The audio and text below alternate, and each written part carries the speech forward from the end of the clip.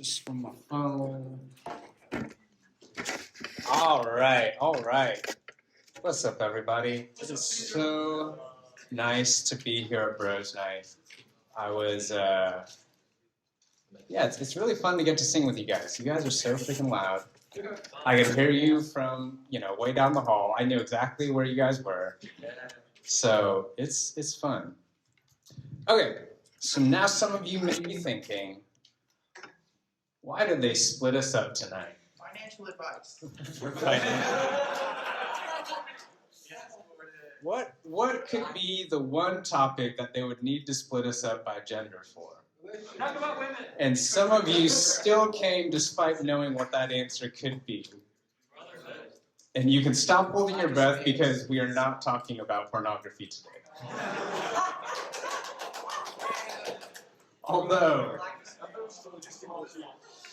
Although you should really talk about it in your course at least once this year.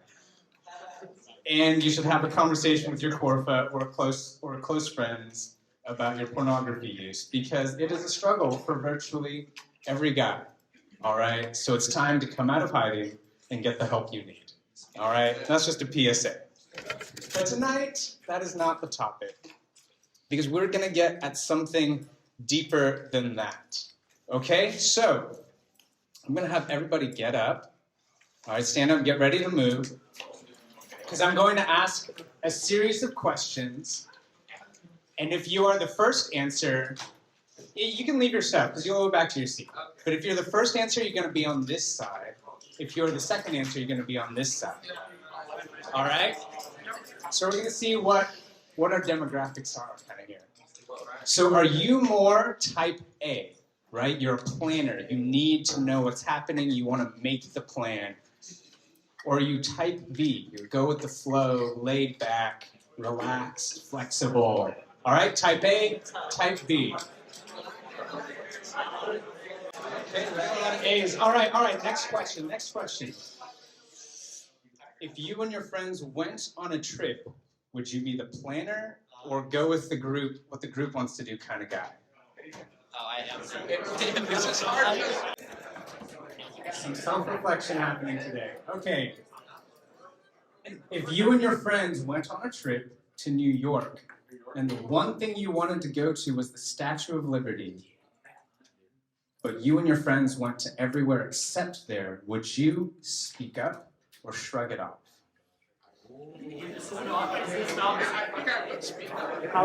Like you went to everywhere they wanted to go to, but you didn't go to the one place you wanted to go to. All right, last question. If your friends went on a trip to New York and you weren't invited, would you speak up or shrug it off and pretend it didn't hurt? I'm too busy. That was the last question for now, so you can return to your seats. Thank you for participating. All right. Thank you guys for answering honestly. I hope you did. But let me tell you a story. So when I was in 8th grade, all right, this is pre-pubescent Peter. I had this friend called his name was Donovan. All right, so he was this. I was like yay high. He was probably about that same height. He was a short Vietnamese guy. He lived in kind of this middle area that few existed in middle school. Right? He was cool and smart. Right? He hung out with us nerds and was nerdy like us, but he also hung out with the cool middle school football players, as cool as a middle schooler could get. So he was popular, he was smart, and I was at his house late one Saturday night. All of our, we'd hung out as a group of friends, and all of our other friends had left, and it was just me and Donovan and his mom, all right? And his mom decided to pull out old family albums, showing me pictures of her and Donovan's dad, of little baby Donovan, of him growing up. And it was like a real bonding experience, right? Donovan pulled out like his airsoft guns and was showing them to me, right? Showing me his hobbies. And he said, hey, we should go to the airsoft gun range tomorrow and play and like hang out together. And I'd never shot an airsoft gun before. And here was this guy who had lots of friends, right? Cool guy, and he was asking if I would hang out with him the next day. And so I left his house, but not before he said he'd call me the next day to make a plan.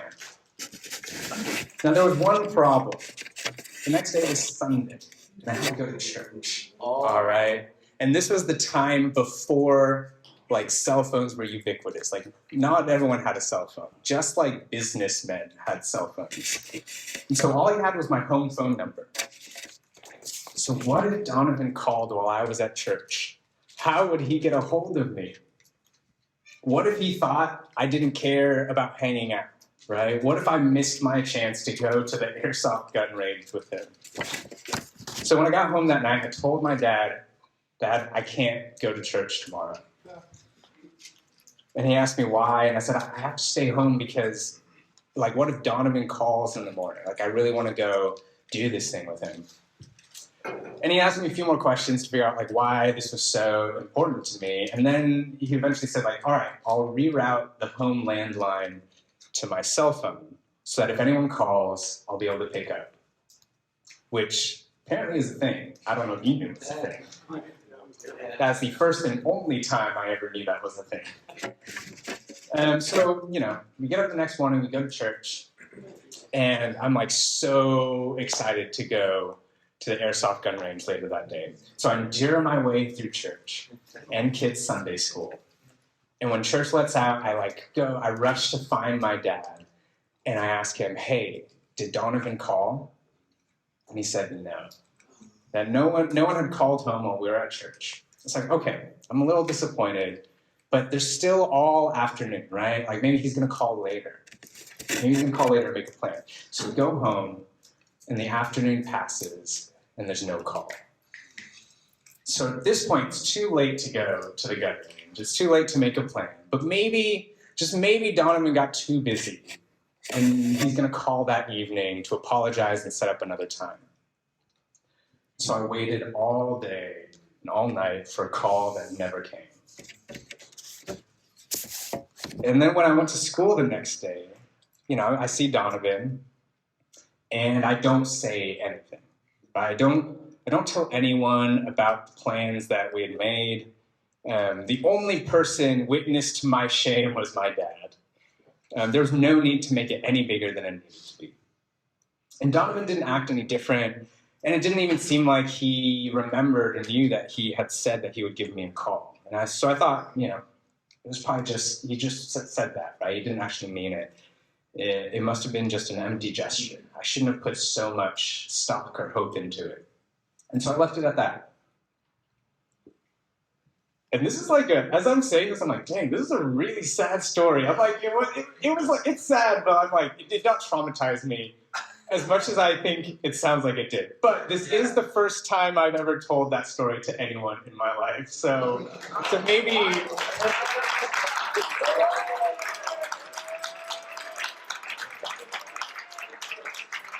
So now you are also all witness to my shame.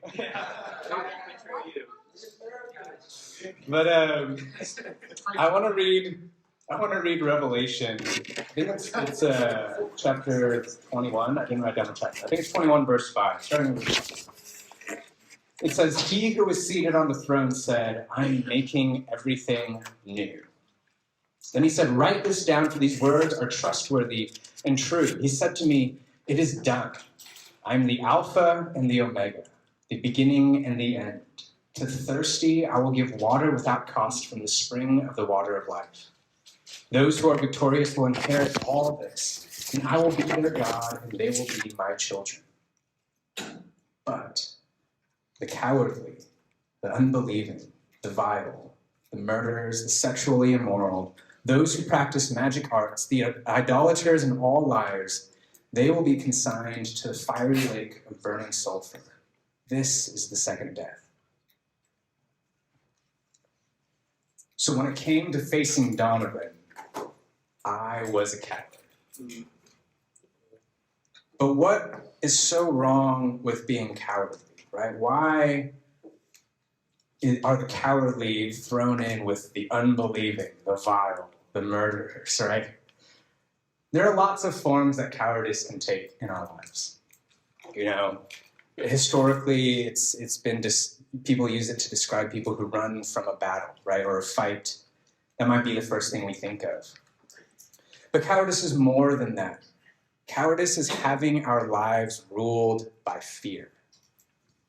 When fear is involved and I let it make my decisions, not what is right, that's cowardice. A life lived in fear, it's a life that we should pity, but also more than that, right? God says it's wrong. That those who are cowardly, who will not conquer their fears, those are the people who won't get into the kingdom of heaven. Because, as we'll keep unpacking today, lives of fear not only ruin our own lives, but can ruin others as well. So I think we can all understand why I did what I did, right, with Donovan, that I didn't bring it up. But in the end, it was not healthy for me or Donovan that I didn't bring it up, right, to leave that kind of hurt unchecked. What kind of depth could our friendship have had if I wasn't a coward, right? This is not to excuse what Donovan did, but this is to take real responsibility for what I did or what I didn't do, right? What kind of friendships does he have now, and is there missing depth because I didn't speak up when I should have? I know for me, because of that situation, I didn't trust people as much after that. I didn't trust people's words or their commitments. I didn't want to put myself out there anymore. I became not just a coward in that situation, but a coward in my friendships moving forward. Because when people hurt you significantly, there's no way to get past it without some sort of resolution. Yeah, there are times when we have to have grace for one another, right? Those random little instances of thoughtlessness, of making a mistake, maybe of being too blunt with each other or too short with one another. Those are times for grace, right? Just love covers over a multitude of sins. But there are also times, and I think you know those times, when we've been significantly hurt and we want to understand and be understood for why I'm hurting. Do we have the bravery, the courage to say, hey, my feelings have been hurt, that I've made myself open enough to you that you can hurt me, that I care enough about you that you have the power to harm me? Do we have the courage to say those words? Or are we cowards? Do we stay cowardly and choose to not rock the boat? We think that it's more Jesus-like to just stay silent, right? To say love covers over those sins. But I would say leave behind cowardice and take courage instead. Leave behind cowardice and take courage instead. Because this is what Jesus did when his friends hurt him. All right? This is in John. I have a habit of not putting the chapters. John chapter something, verse 32. Where we go? It says, they went to a place called Gethsemane. And Jesus said to his disciples, sit here while I pray. Actually, I think this is Mark. This is Mark. I think it's in John, Matthew, and Mark, but this is the Mark version. Jesus said to his disciples, sit here while I pray. He took Peter, James, and John along with him, and he began to be deeply distressed and troubled. My soul is overwhelmed with sorrow to the point of death, he said to them. Stay here and keep watch.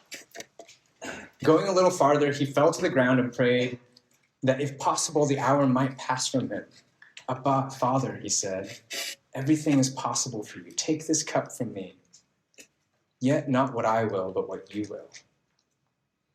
Then he returned to his disciples and found them sleeping. Simon, he said to Peter, are you asleep? Couldn't you keep watch for 1 hour? Watch and pray so that you will not fall into temptation. The spirit is willing, but the flesh is weak. Once more he went away and prayed the same thing. And when he came back, he again found them sleeping because their eyes were heavy. And they didn't know what to say to him. Returning the third time, he said to them, "Are you still sleeping and resting? Enough! The hour has come. Look, the Son of Man is delivered into the hands of sinners. Rise, let us go. Here comes my betrayer." Mark 14. Mark 14, starting in verse 32. So in the story, Jesus was hurt by his friends. Right? They didn't do what he had asked them to do to support him. And was he a coward when it came to bringing it up to his friends? Was he a coward and decided, oh, it's okay, they're just tired, like, I'll just let them sleep, it's fine? Or did he take courage to bring up how much in agony he was? Jesus made himself vulnerable to his friends. He grew close to them to the point where their actions would affect him, right? God's very character is one where he makes himself vulnerable to us. Countless times with Israel, God expresses sorrow, and this isn't some kind of fake sorrow or some deity pretending to be sad. He made himself vulnerable by being in relationship with us. And he's not a coward when he says that what we've done has bothered him. It takes courage to say, I have made myself vulnerable to you, and you've hurt me. Because that is a gateway to deeper relationship, right? God is not afraid to enter into tension, to enter into conflict, a tunnel of chaos, if you will, to enter deeper into relationship with us. So, in partners or groups of three, I want you to talk about what has happened in something that's happened in your friendships when you haven't brought up hurt or conflict. All right, groups of 2 or 3. What has happened in your friendships when you haven't brought up hurt or conflict? Go.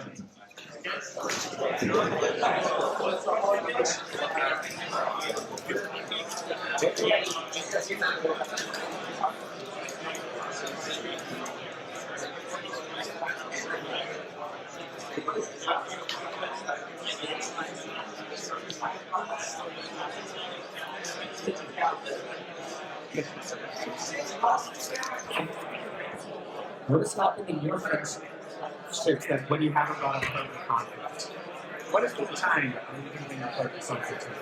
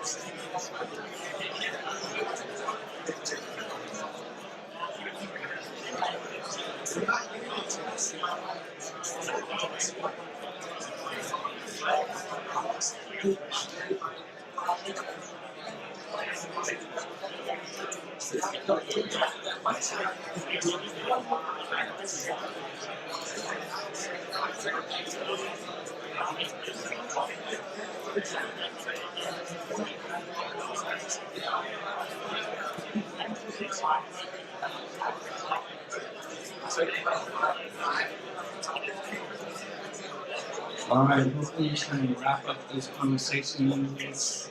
Everyone got a chance to talk.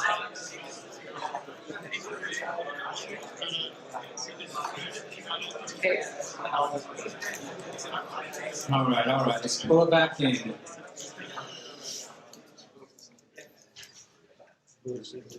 So yeah, I think, especially given that last question that I asked you guys and how many of us were on this side, I think there have been a lot of instances where we've chosen not to bring up conflict, probably out of fear for hurting the friendship or being too vulnerable.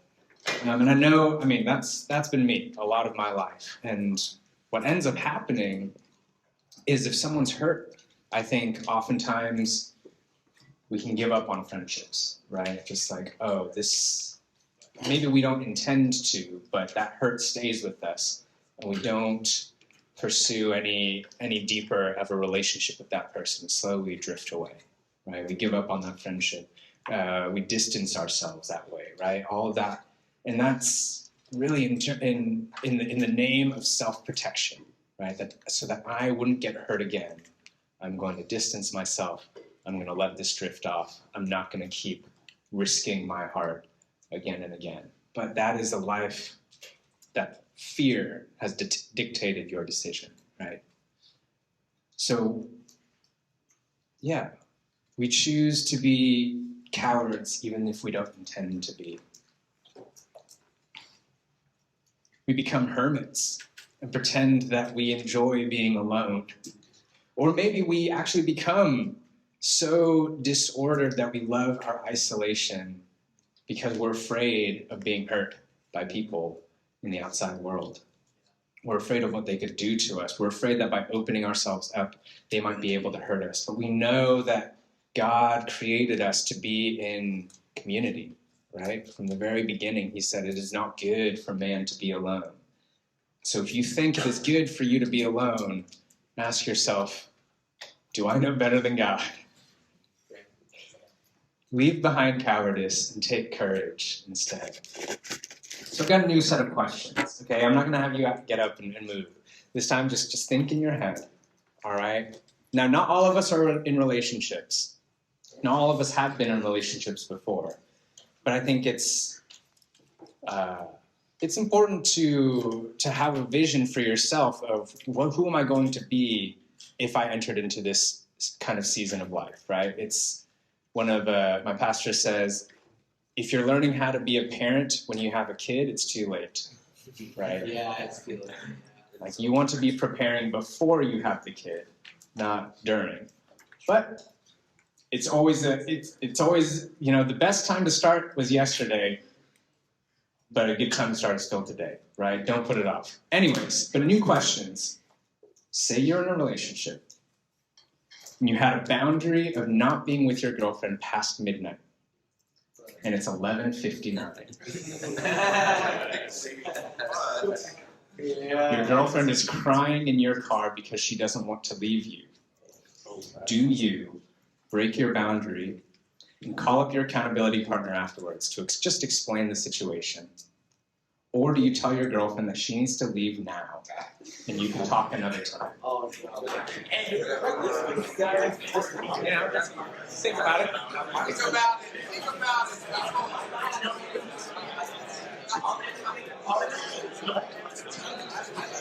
All right. Question two.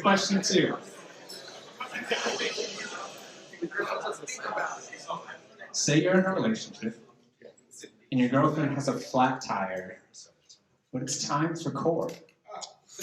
Do you go help her with her flat and then go show up at core late? Yes. Or do you tell her to call some of her other friends to help her out?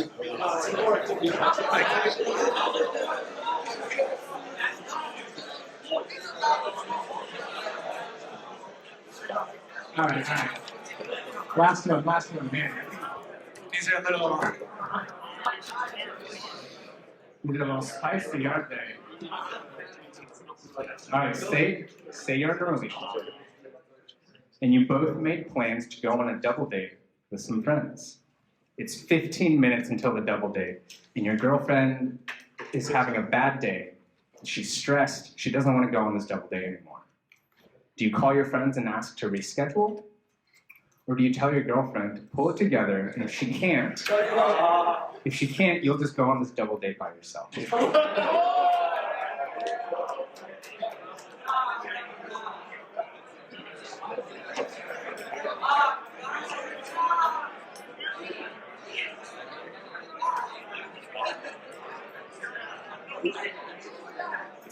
All right. Now we're back together, man. Those are a little tougher, huh? What's the right answer, Peter? In my experience, I've worked with a lot of Christian guys. I've worked with a lot of Christian guys over my 13 years on this campus. We're not, as much as the world will say that guys are always pushing to break boundaries, I've not found that to be my experience in our community. We are so, not rock the boat, go with the flow, don't bring up conflict if we don't need to, see what, take the path of least resistance. We're so much like that leads to the issues of breaking boundaries, because the women, generally, they've planned the whole roadmap out for the relationship, all right? Yeah. They know when we're gonna get married. They know every step along the way. They've got a timetable, and they're not gonna be shy in bringing it up, all right? And that's not bad. Planning is not bad. Having a timetable is not bad. But sometimes when what they want or the timetable is not what the boundaries will allow, it's going to be tempting for you to give her what she wants. Boundaries are healthy for every relationship, not just romantic ones, but especially in romantic ones, the breaking of boundaries can result in devastating consequences. Boundaries are commitments and promises we make to each other and to others around us on what's appropriate for our relationship in this time period. And keeping them is a measure of our integrity. It's a character thing. So let's take this, the first example. Now, the example here is a real example that I've experienced. All right? Yeah. And I've not always made the right decisions. Whoa. So, first example, staying in the car, saying goodbye for too long, right? How much easier would it be to just stay quiet, let her get her feelings out? I mean, it's flattering that she wants to stay with me, right? And plus, what is time but a made-up construct anyway? What secret is there to leaving by midnight? We are not Cinderella. This is not a fairy tale. My car is not turning into a pumpkin. It's so much easier and so much less conflict if, we just overstay our welcome by 15, 30 minutes. And I'll just call it my accountability partner. Just say hey, nothing bad happened. She was just sad. I stuck around.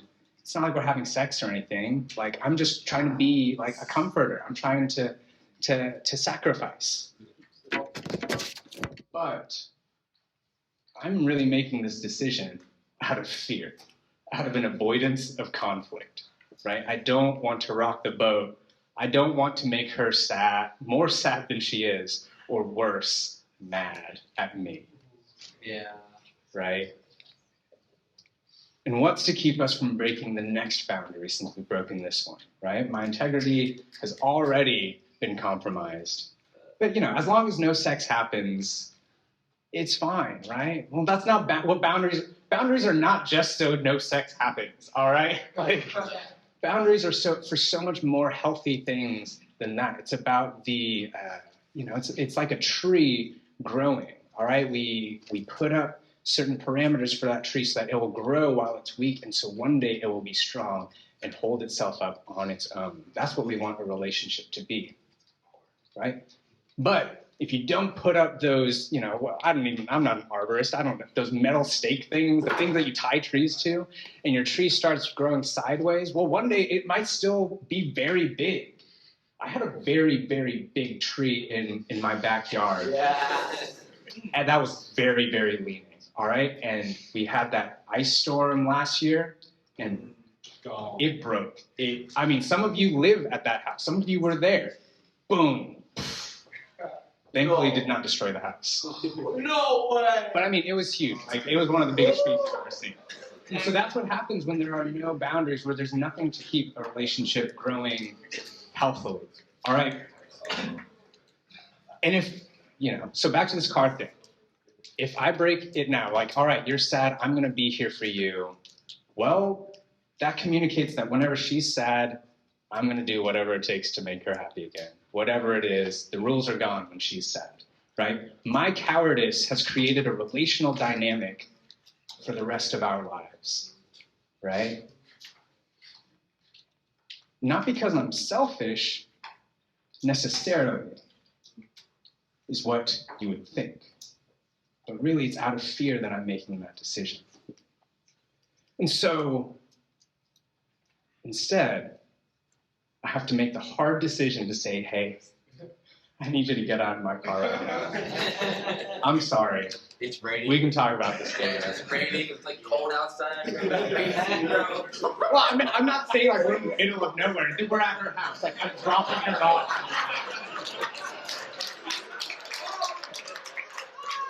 It's not like, hey, it's almost midnight, tuck and roll. Like,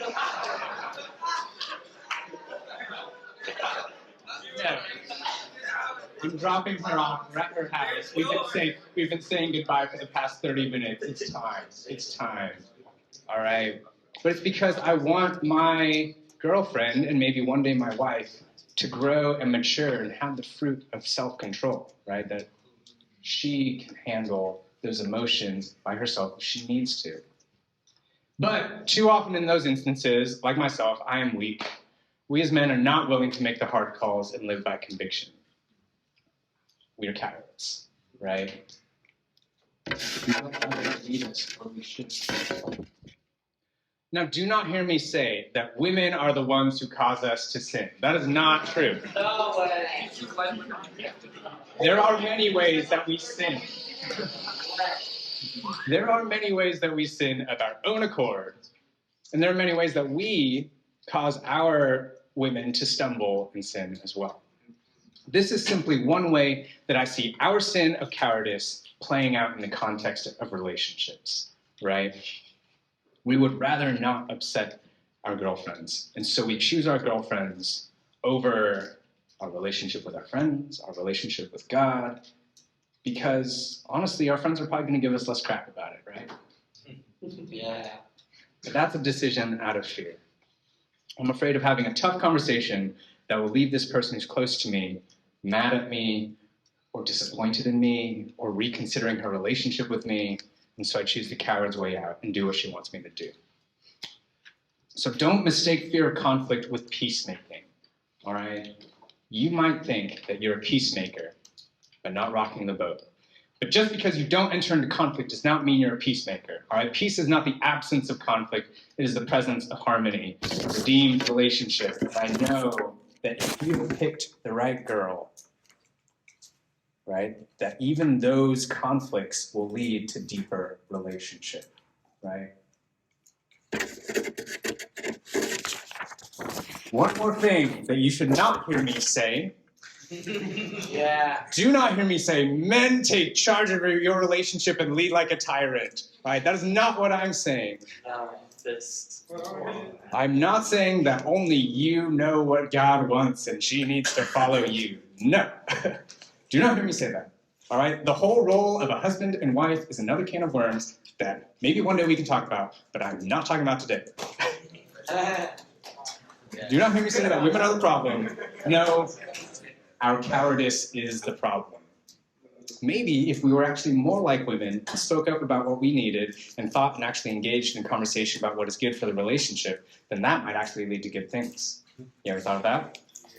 But when one person backs down out of fear of conflict, then the relationship can go down the wrong path. So leave behind cowardice and take courage instead.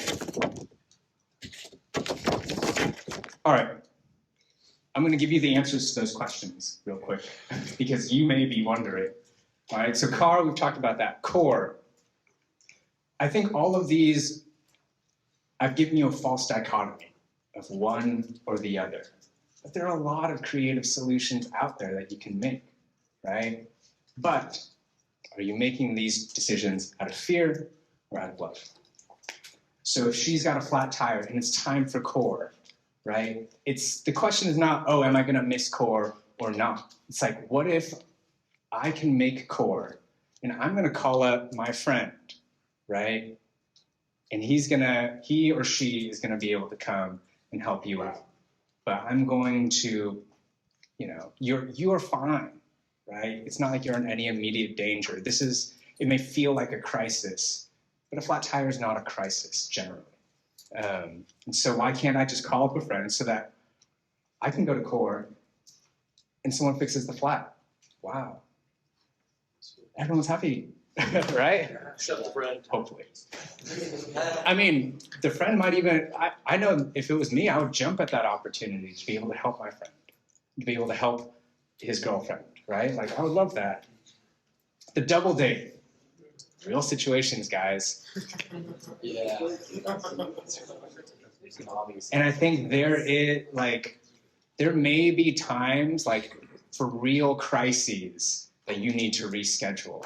But if someone's just having a bad day, I'm like, am I going to keep my commitments to my friends? Or is this going to be a pattern over time that whenever my girlfriend/wife has a bad day, we cancel our plans? We can't see anybody else, as if our friends aren't also a necessary part of cheering us up and supporting us, right? I did not make the right call that day. And the advice I got was, hey, if you can't pull it together, I'm going to go and keep our commitment to our friends. And we're going to have fun. We're going to get closer. And you can join us when you feel ready. All right? It seems harsh. You would not expect that. But I think sometimes we get our priorities and values mixed up, right? So sometimes our cowardice makes us lazy. It's easier to chicken out and not have to think of a creative solution. But again, leave behind cowardice and take courage instead. Consider the wisest man in the Old Testament. Who was the wisest man? Solomon. Solomon, King Solomon. King Solomon was a coward himself, right? 1 Kings 11, starting in verse 1. King Solomon, however, loved many foreign women besides Pharaoh's daughter, Moabites, Ammonites, Edomites, Sidonians, and Hittites. They were from nations about which the Lord had told the Israelites, you must not intermarry with them, because they will surely turn your hearts after their gods. Nevertheless, Solomon held fast to them in love. In love. He had 700 wives of royal birth and 300 concubines, and his wives led him astray. As Solomon grew old, his wives turned his heart after other gods, and his heart was not fully devoted to the Lord, his God, as the heart of David, his father, had been. He followed Ashtoreth, the goddess of the Sidonians, and Molech, the detestable god of the Ammonites. So Solomon did evil in the eyes of the Lord. He did not follow the Lord completely, as David, his father, had done. Now, this is the wisest man. And it's not, yes, there's fault to go around, but it also says, Solomon has to take responsibility for his own actions, right? Solomon did evil in God's eyes. So instead, I say to you, leave behind cowardice and take courage instead. All right, last handful of questions. I'm bored. Too long. I'm sorry, guys. Last set of questions. This is rapid fire. Have you walked into class and sat down where you've always sat down? Yes. Why not sit somewhere new?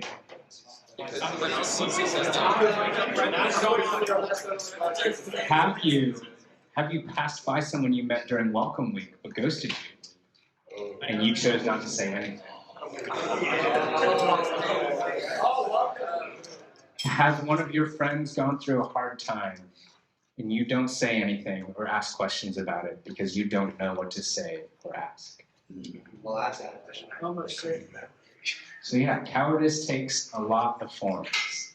So much of our lives are dictated by fear, and we don't even realize it. We've gotten so comfortable with making these decisions out of fear. but instead live lives of freedom from fear, right? Leave behind cowardice and take courage instead. Because there are people who need the good news, right? And your friends need to hear the good news again when they're going through hard times. So why not say, hey man, I know we've had class together all semester, but I actually haven't gotten to know your name yet. I'm Peter. What's so scary about that? Or ask, hey man, I haven't seen you since Welcome Week. I never heard back from you after inviting you to all those events. What's going on? What's going on, brother? Is it kind to expect people to go to all the events? I mean, I think it's expected that they respond with a yes or no. That's fair.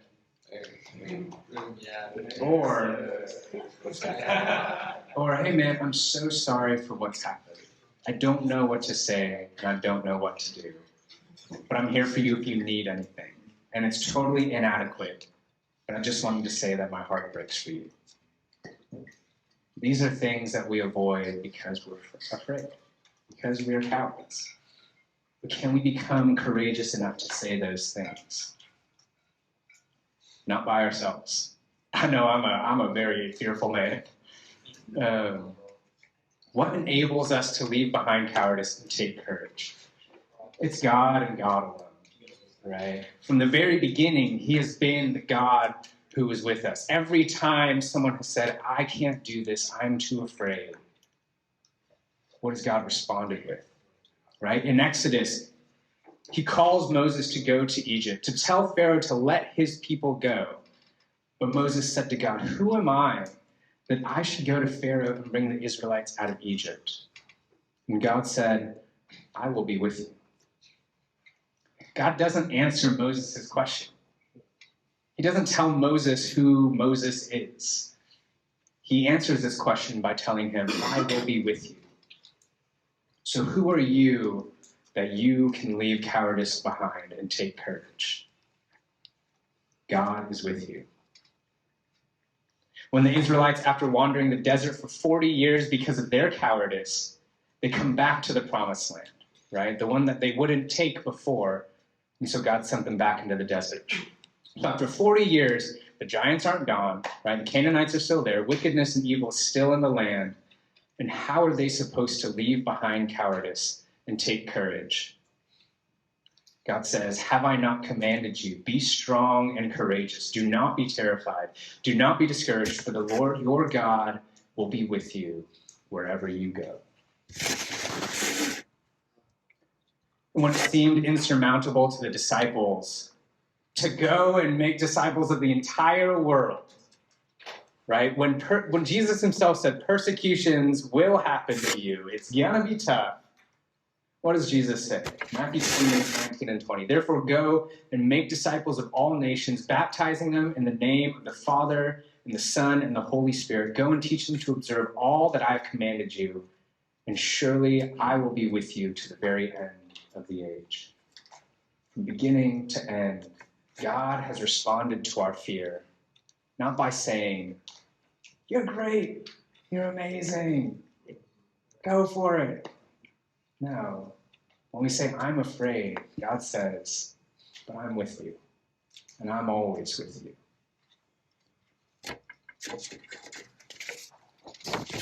When Jesus was carrying his cross to be crucified, his best friend was confronted by the people, saying, I know you. You were with this guy. You were with this criminal. Aren't you one of his friends, one of his disciples?